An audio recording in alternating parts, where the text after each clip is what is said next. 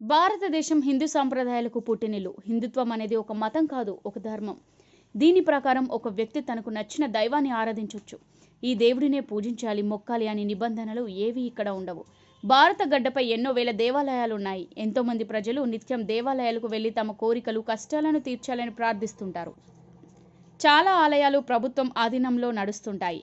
పండగలు, జాతరలు, కుంభమేళాలు జరిగే సమయంలో ప్రభుత్వాలు ప్రత్యేకంగా శ్రద్ధ తీసుకుంటాయి.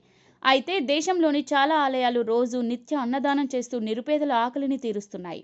గూడు లేని చాలా మంది ఆలయాల వద్దే భోజనం చేసి అక్కడో ఎక్కడో తలదాచుకుంటారు. మన దేశంలో నిత్యం అన్నదానం చేస్తూ నిరుపేదల కడుపు నింపుతున్న ఆలయాలు ఎక్కడెక్కడ ఉన్నాయో ఇప్పుడు తెలుసుకునే ప్రయత్నం చేద్దాం. కర్ణాటక రాష్ట్రంలోని అన్నపూర్ణాదేవి ఆలయంకు 400 ఏళ్ల చరిత్ర ఉంది. ఇది పురాతన దేవాలయం.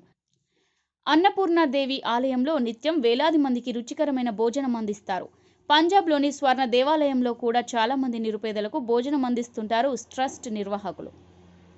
చపాతీతో పాటు పప్పు, కూరగాయల మెనూ ఉంటుంది. జమ్మూ కాశ్మీర్లోని హోమిస్ మెనాస్టరీ అనేది అతిపెద్ద మఠాల్లో ఒకటి. ఇక్కడ ఆకలితో వచ్చిన వారికి మంచి భోజనం అందిస్తారు. ఇకపోతే ముంబైలోని ఇస్కాన్ టెంపుల్ కూడా భక్తులతో పాటు పేదలకు ఆహారం అందిస్తోంది.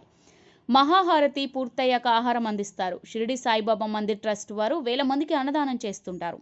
ఇక్కడ సోలార్ ఎనర్జీతో నడిచే పెద్ద వంటశాల ఉంది. 2000కు పైగా పప్పు ధాన్యపు రాశులతో వంటలు చేస్తుంటారు.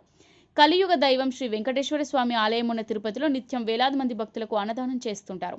ఇక్కడి వంటశాల కూడా సౌరశక్తితో నడుస్తోంది. కేవలం భక్తులకు వండి పెట్టేందుకు ఇక్కడ 1100 మంది వంట చేసేవారు ఉన్నారు.